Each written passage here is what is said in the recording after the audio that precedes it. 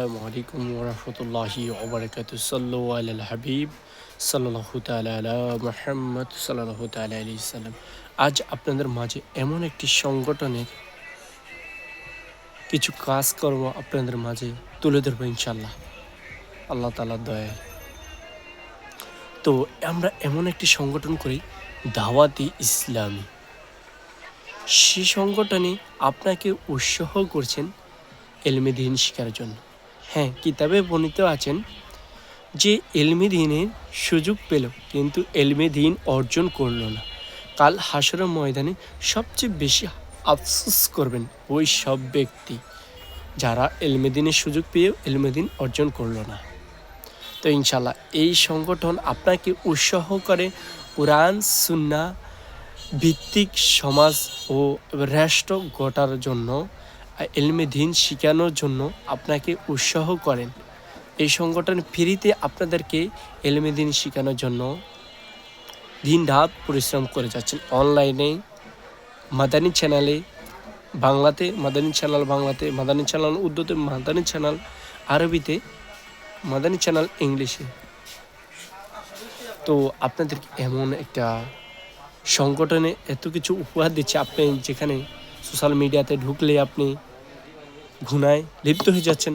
আপনাকে আমি বলছি ভাই, আপনি মাদানী চ্যানেল বাংলা আপনার সকল হোয়াটসঅ্যাপে, গুগলে সব জায়গার ভিতরে আপনি সেট করে রাখতে পারেন, এবং কি আপনার ইউটিউবে, ফেসবুকে, টিকটকেও আছে, সব জায়গায় আপনি ইউজ করতে পারেন মাদানী চ্যানেল বাংলা এলমে দ্বীন শেখানোর জন্য। তো ইনশাল্লাহ এমন সংগঠনে আজ সাপ্তাহিক সুন্নতে পড়া ইজতেমা হতে যাচ্ছে ঢাকা ফয়জানে মদিনা জামে মসজিদে। আমাদের এখানে আসবেন সারা বিশ্বের যিনি রুকনে শুরা হাজি শাহেদ আত্তারি, আলহামদুলিল্লাহ, যিনি আসছেন এত মুর্শিদের কাছের লোক।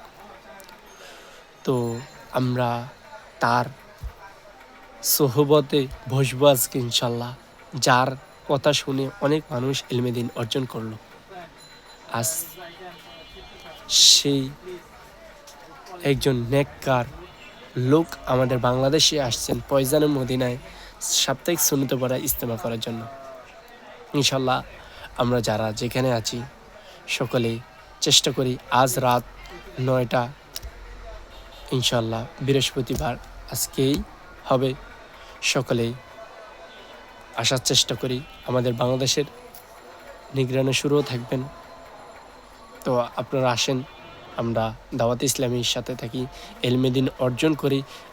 আমাদের মা বাবা দাদা দাদির ইসালে সোয়াবের জন্য আমরা এলমে দ্বীন শিখে কিছু পড়ে তাদের জন্য কবরের আযাবকে সংক্ষিপ্ত করার জন্য আমরা চেষ্টা করি। তো ইনশাল্লাহ আপনারা সকলে চলে আসুন, এখানেই আজ এলমে দ্বীনের কথা হবে, এলমে দ্বীনের বয়ান হবে, নাত রাসূল সাল্লাল্লাহু আলাইহি সাল্লাম হবে, দুরূদ শরীফের ফজিলত শুনবেন, দুরূদ শরীফ পড়লে কী সওয়াব পাওয়া যায় তাও শুনবেন। আরও অনেক কিছু আছে, আপনি সকল কিছু শুনতে পারবেন।